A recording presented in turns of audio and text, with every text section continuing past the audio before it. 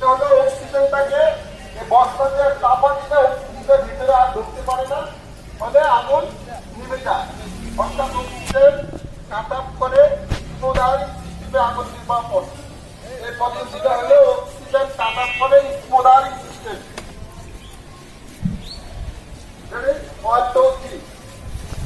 দেখেন আগুনটা নির্বাপন করলে আপনার হাততালি দিয়ে উত্তেজিত করবেন, কত সহজ সহজ না? হাততালি দিয়ে আপনি উত্তেজিত করেন। এখন আসেন, ভদ্রমহিলা পক্ষ থেকে কেউ আসতে পারেন, জেন্টলম্যান পুলিশের পক্ষ থেকে কেউ আসতে পারেন।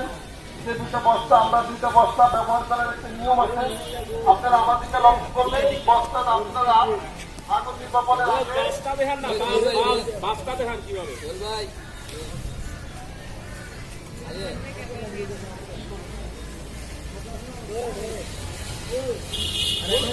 মাছ পাবি না, তাহলে কি আমরা আগুন নির্বাপন করবো না? এই বাসটা আমরা হয়তো জানি না, অনেকে বলবে বাসটাকে লাগিয়ে দিতে হবে না, একটা বস্তা ভিজে দেন।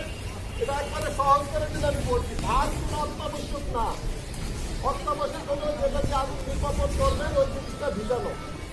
আমি ভাত না দিলে চলবে, এবার দিবে আমি দিব আমার সাথে ধরো। সাধারণ আমরা পাবলিক যারা বুঝি ভাতটা দিতে জানলাম না, এইভাবে আপনি নিব সামনের দিকে ভিক্ষা দিব, সামনে এই দেখেন ভাত কিছু দিলাম না, এভাবে দিয়ে এভাবে চাপা দিয়ে এটা হলো ভাতটা আপনাদেরকে একবারে ইজি করে দিল। ভাতটা আপনার অনেকে দাম দেবো, ভাতের জন্য কিছু না আসে না। হলো আপনার বেশি অত্যাবশ্যক হলো যেটা দিয়ে নিবেদন এটা ভিজে দিল।